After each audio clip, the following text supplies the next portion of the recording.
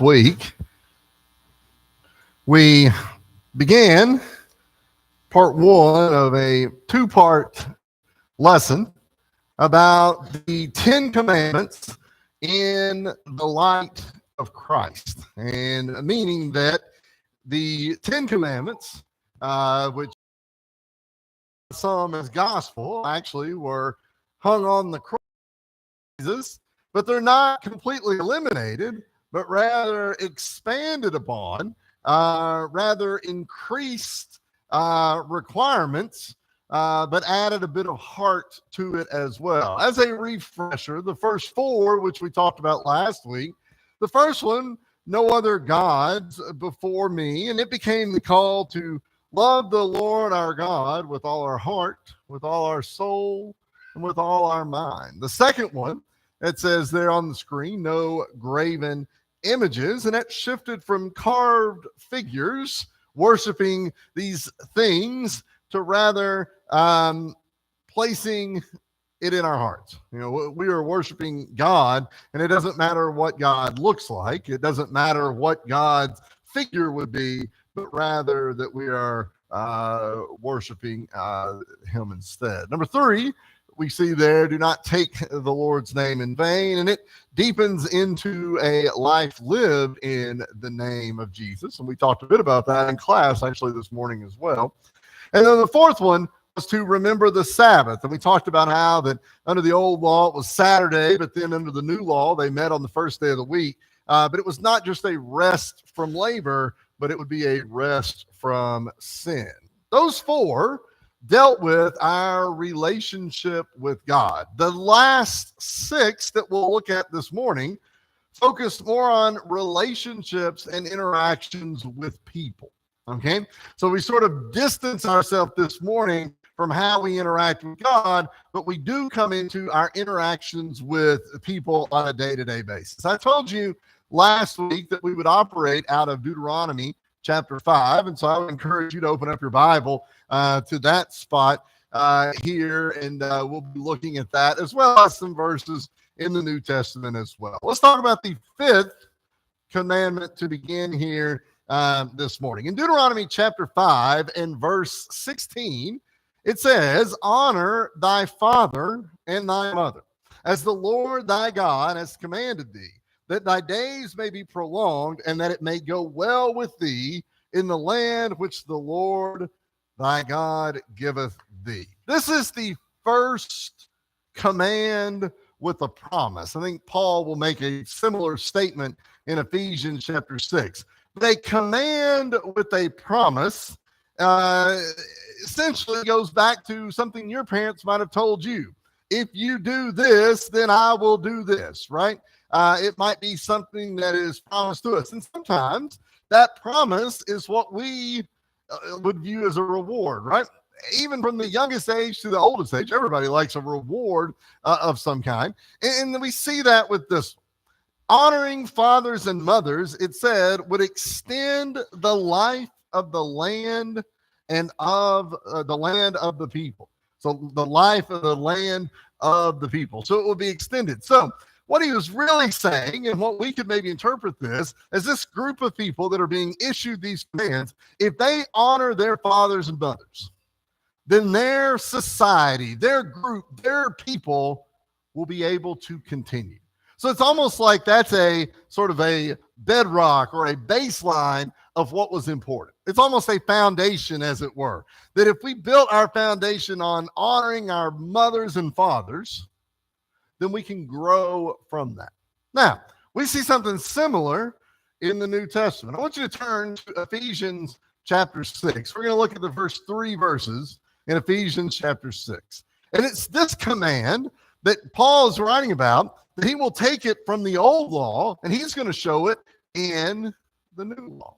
Children, obey your parents in the Lord, for this is right. Honor your father and mother, which is the first commandment with a promise. We mentioned that there just a second ago. That it may be well with you and you may live long on the earth. And so the same thing sort of extends there for us then. Honor our father and mother, that it may be well with you. Now, when he finishes that by saying that you may live long on the earth, I don't really know how to interpret that, because not everybody lives to be the same age. But I know that if we're doing what we're supposed to do, if we are doing what's well, our time on earth can be a whole lot more peaceful.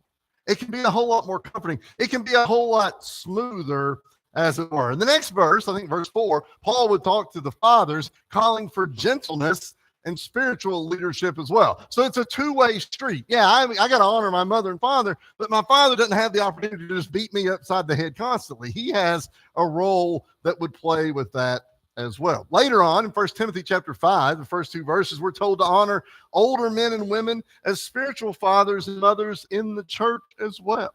There are people in here that you may look at as a mother or father type figure in this building. They're not actually your mother and father. Their name's not on the birth certificate, but you may look at them as such. They play a vital role. There are people that are no longer here that all of you could tell me about, that you'd said he was almost like a mother or father to me in the advice that they gave, in the teaching that they gave, in the example that they gave there as well. The family is sort of a microcosm of the love of God.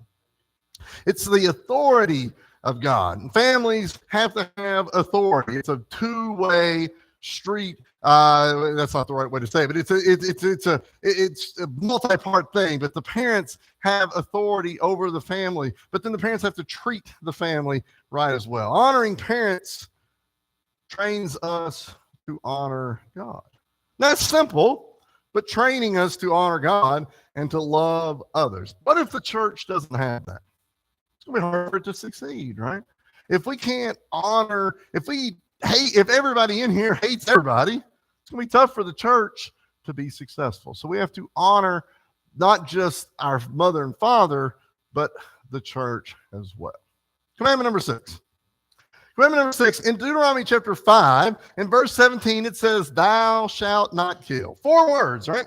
4 words, and that's pretty simple. We don't have to go into in-depth explanation as to what it means.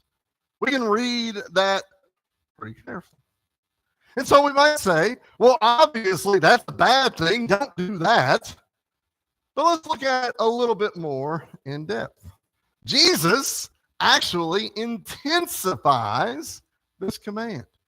And you might say, well, thou shalt not kill. That's pretty easy. But what does Jesus write about? Well, let's look at Matthew chapter 5, and we'll look at verse 21 and 22. These will be written in red, and this is the early part of Jesus' Sermon on the Mount. But in Matthew chapter 5, verse 21 and 22, read along with me. Jesus is saying, he says, you have heard that it was said to those of old, you shall not murder, and whoever murders will be in danger of the judgment. All right, so what Jesus has said right here is he's basically just repeated Deuteronomy chapter 5 and verse 17. He said, you heard this said to those of old. So what he's really saying is, we've been talking about this forever. But Jesus is going to expound upon that in verse 22. Notice he says, but I say to you that whoever is angry with his brother without a cause shall be in danger of the judgment. Now think about that for a second. Angry with his brother without a cause. How quick do we get angry? Doesn't take much, right? Some of us may be a little quicker than others, but it doesn't take much for us to get there. Now, it might not be the kind of stomping around, kicking and throwing things kind of anger, but it doesn't take much for us to get kind of angry. I'll tell you one last night. Last night I went to sleep. I went to bed. I laid down. I was so sleepy. And the minute my head hit that pillow, I woke right back up. That was okay. But it bothered me more that Mary was laying right beside me, and I've never seen a person sleeping so happy in her life. She was sound asleep. So I laid there for a minute, tossed and turned. She never did wake up. I was laying there. And finally, I just got up. But I took my pillow, and I just kind of slammed it down on the bed as I got up. She never did wake up. But then I went and I got up and I watched TV for 30 minutes and went back to bed. And I was good. But It doesn't take much for us to get kind of angry, right? And you thought about, like, why am I angry? Am I angry because I can't go to sleep? That's dumb. You'll eventually go, am I angry because she's sleeping good? That's even worse, right? But it doesn't take much for us to be angry. Now, notice though, verse 22 isn't done. He says, and whoever says to his brother, Raka, shall be in danger of the council. That's an Aramaic word. We don't use that word, but it essentially means empty-headed. All right. It's kind of a knock on intelligence or value. You might say, you dummy. We might kind of use that word right there. So now we're not even mad. We're just kind of talking bad about somebody. Well, we're a long way from murder when we're talking bad about somebody. Jesus isn't done. He said, but whoever says, you fool, shall be in danger of hellfire.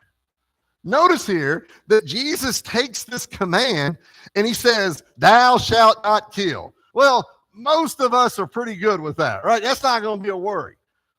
But he extends that out just a little bit. And he says, what about those of you that are mad for no reason? What about you that are critical of others for no reason? What about you that are just sort of making fun? If we're not careful, we can all fall into those categories, right?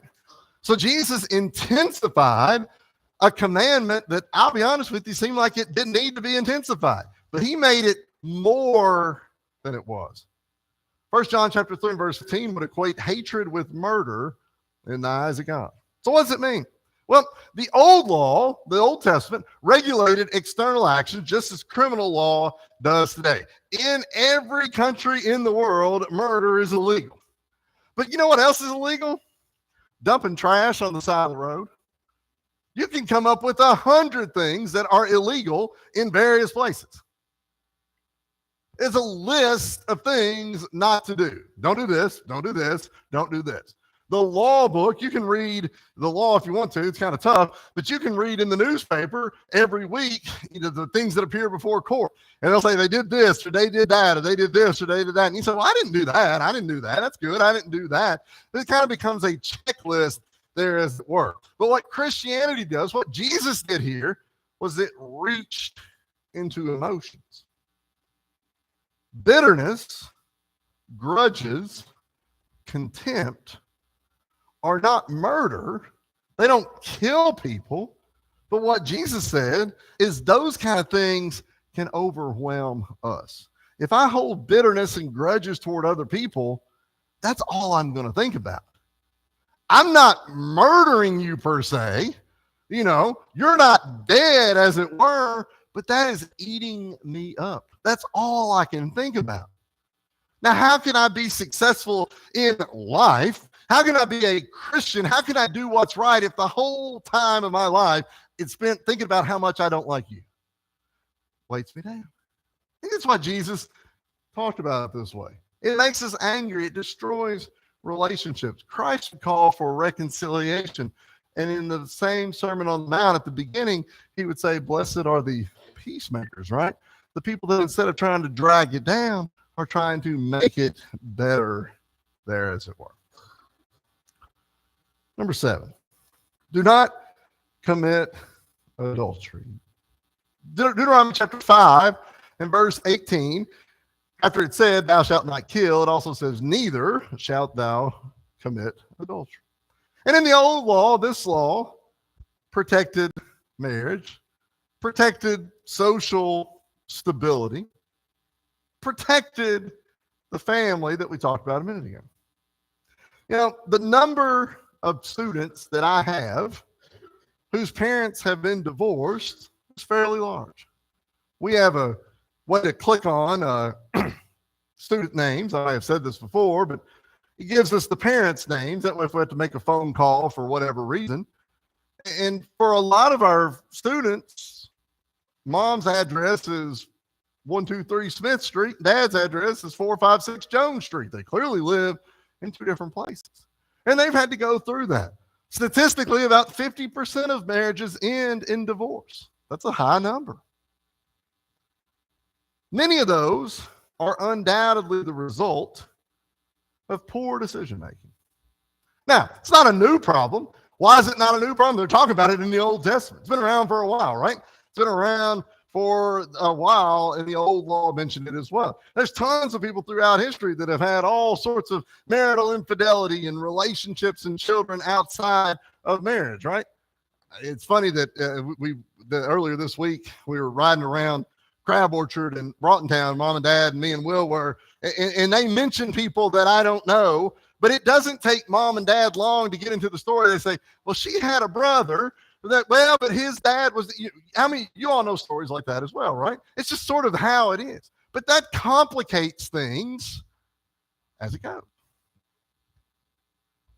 What did Jesus say about it? Well, in Matthew chapter 5, 27 and 28, Jesus said that lust is adultery in the heart. 1 Thessalonians chapter 4, verses 3 and 5, Christians are called to holiness in both body and spirit, saying that each of you should know how to possess his own vessel in both sanctification and honor. We are our own vessel.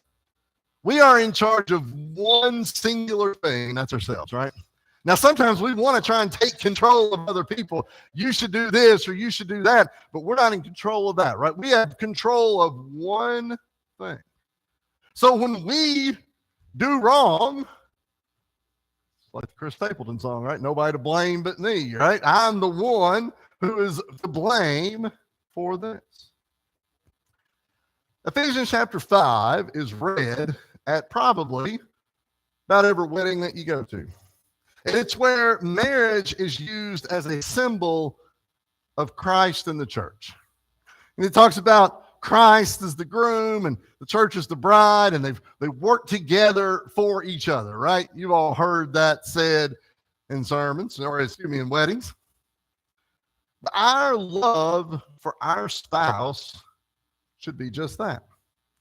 It should be physical in our love for our spouse. We should physically love our husband or our wife. That should be a hug and a kiss. But it also should be mental, right? I should think about my wife. I should think, how would this affect her? And she should think, how would this affect me, if that's the case? It should be emotional. We should care about the things that our spouse cares about.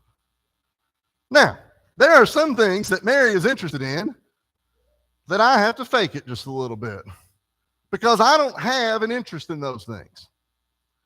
But every now and then, Will and I start throwing out quiz questions for baseball players from 50 years ago. Mary's got to fake it a little bit too, right? She may not know those answers. We're different people. Whoever you and your spouse are different. But there should be an emotional caring between you and that person.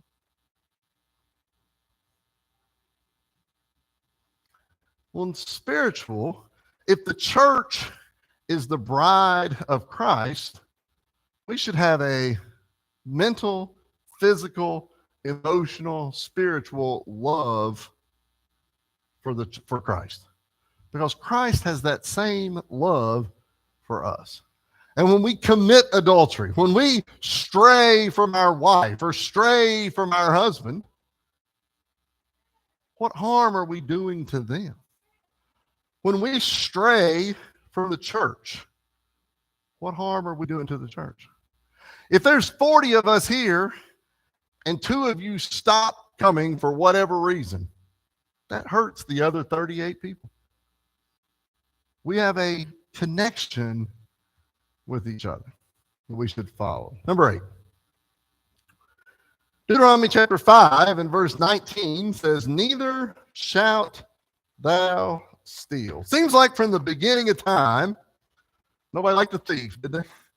I have a friend of mine who said that her neighbor, when they were younger, the neighbors stole something from them. She said the other day she'd moved and that old neighbor's moved into a house right near to him. She said, I guess I got to protect my stuff even more, right? We don't like people that would steal from us, right? I've said this before. Most of you have probably said the same thing. I'd probably just give it to you if you ask for it. 4 words prohibit taking the possessions of others. And you might say, okay, well, I will not steal. And that's good. I'm not going to steal either. But we look at that the same way that we looked at a lot of the old law. We said there's a check mark on the checklist. Thou shalt not steal. Commandment number 8 is easy. Let's move on to number 9. But just like we saw with the others, Jesus will expound upon this a little bit more. Okay? Our old New Testament writers will grow the story just a bit. Paul will tell the Ephesians in chapter 4 and verse 28. And I actually want you to go and look at that if you're not there. But in verse 4 and 28, notice how Paul says it's not thou shalt not steal, but it's a total mindset that's going to change. But go with me right here.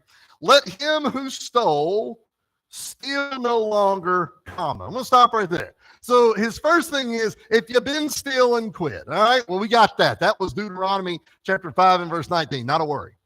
But he doesn't end with the period. He ends with he goes with the comma, and he says, but rather let him labor. Rather let him work. Do his job, whatever it might would be. But no period, comma, because he says, working with his hands, what is good, meaning the task that he's doing a task that's important, that's valuable, that is good work, not a period, but a comma, that he may have something to give him who has need. So it's not just a thou shalt not steal, but I need to work to earn, to have, so that what I have, then I can give to somebody who needs it. Quite often, we work and we do all this stuff, we pile all this stuff, and we say, this is mine right here, right? Not yours, this is mine. I guess if you need it, I'll give it to you, but I don't, he probably going to use it wrong, so I'm not going to use it, right? We do that sometimes, right? Sort of hoard this stuff up. Then the day we die, they just hand it out to everybody to get rid of it. It said here that we should work not to hoard up, but to help those who have need. I don't know why the person who steals. There are some people that steal because it's just a habit. The word kleptomaniac is what would be used right there. But there are sometimes people steal because they ain't got nothing. The challenge sometimes comes up that, do you steal a loaf of bread to feed your family? That's a tough question. It's a philosophical question right there. But I hope that I have the ability to help somebody out who needs that. But if I'm a taker and not a giver, I can't be that.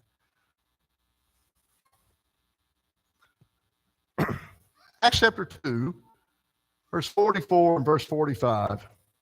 This is Peter talking. It's usually called the first gospel sermon. But he said the first Christians sold their possessions, sold their goods, and divided them among all. Christians made a move from not taking to freely giving. There's a difference in those two things. Not taking is an Old Testament checkmark. Freely giving is a New Testament change of heart. That is the purpose of what we see right here. Number 9. Deuteronomy chapter 5, verse 20. Neither shalt thou bear false witness against thy neighbor. The Old Testament, as with these 6 commandments that we've already, the last 6, there's a legal component involved. We've looked at these, and a lot of these are laws that still exist today, right? Thou shalt not kill is rewritten, but we have that on the books today. You shouldn't steal. You get in trouble for stealing. This one is no different. This is a legal component. Primarily, this dealt with giving testimony or preserving justice. And truth, as we've said before, can sometimes be a complicated thing. A couple of weeks ago, we talked about on Wednesday night, walking in truth. I gave the example a couple of weeks ago of when Tom parks out front and I park in the back. And if there was a wreck out here on the road, but we're both pulling out from different directions, our view of what happened can be different. Tom saw something that I didn't see because of our perspective that we were looking at. John 14 and verse 6 tells us that Jesus is the truth. I think if you're in John chapter 14, verse 6, the word truth is capitalized. All right. I think way, truth, and light will all be capitalized. And when they're capitalized, that means it's talking about Jesus. but that Jesus is the truth. If Jesus is the truth, then his followers have to be involved in truth as well. If you're following a person, then you got to be in that as well. So Jesus is the truth, and I got to be in the truth as well. Ephesians chapter 5 and verse 4 and verse 15. Chapter 4 and verse 15 later says, speaking truth in love, may we grow up in all things into him who is the head, Christ. Notice, speaking truth in love, that's important. May we grow up into. Are we at Christ's level when it comes to truth right now? Probably can't ever be, but can I be closer tomorrow than I am today? I hope so. That we are speaking truth in love, growing into what Christ is. Truthfulness is not just about avoiding lies. I think we'd all agree with that. But it's about building trust. Now, let's go back to this example for a second of when Tom and I were pulling out of church. So the police come down here because they see that there's a wreck, and the police say, are there any witnesses? And they call on Tom and they call on me. And Tom has long been a pillar of the community, a great person that they trust wholeheartedly. And Tom says, well, they pulled out in front of somebody. You could write that down with confidence. Now, I'm pulling out from the backside. And I am a scoundrel of all scoundrels. I am untrustworthy. I have done nothing in my life that would warrant trust from the organization. And I say, no, the other person pulled out in front. Well, they can write it down, but do you think there's a tinge of doubt in their mind from what I've said? Perhaps so. So when we talk about this 9th commandment, not bearing false witness, we have to build ourselves into a character that can be trusted. You may have told your kids, I don't think I can trust you. Start telling things that aren't true. We all go through it as kids, right? Try to avoid trouble. Don't want to get in trouble. We'll tell this or that. Sometimes we do it as adults. And it's hard for people to trust us if we've not allowed ourselves to build any trust in them. James chapter 3 warns us that our speech tells us what's on our heart. Christians have to be people of our word. Got to be transparent. Got to be sincere. We have to be honest. And sometimes that's hard. But that's a requirement for the 9th commandment. 10th commandment. This is the last one. Now, we teach government the Bill of Rights, the 10th bill is anything the federal government doesn't cover, the state covers. And then we just hurry up and we get done. We'll go a little bit longer on the 10th commandment than the 10th Bill of Rights.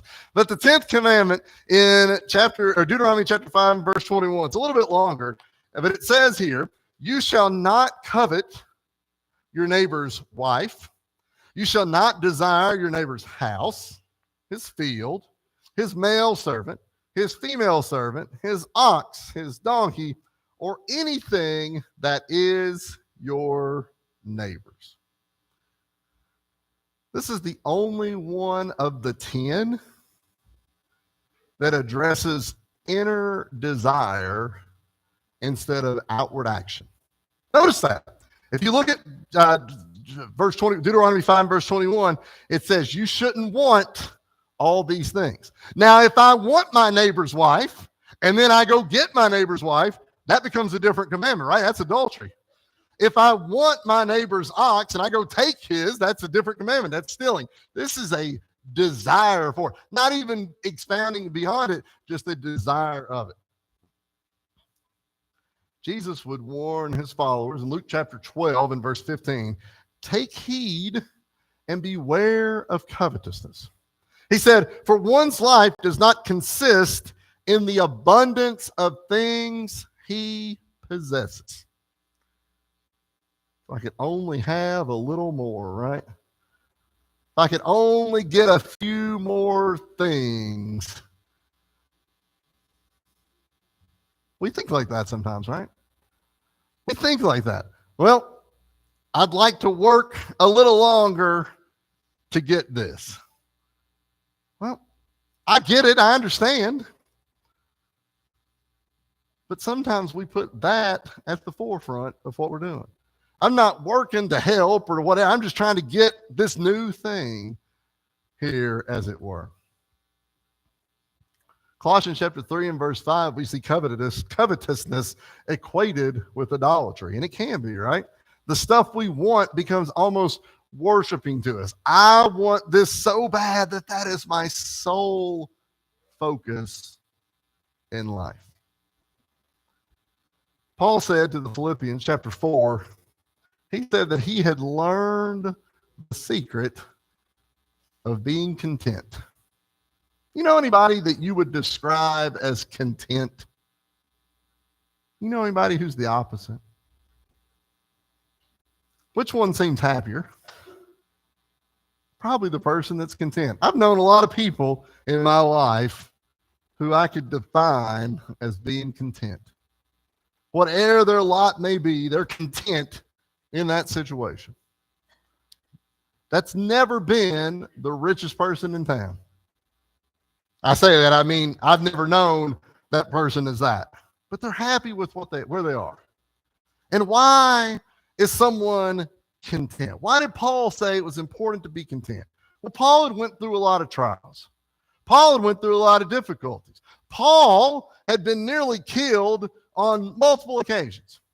You read the letters that Paul wrote to the other churches around, and almost every letter is Paul frustrated with the people because they did this or they did that or they did this, which kind of went against what the church was teaching.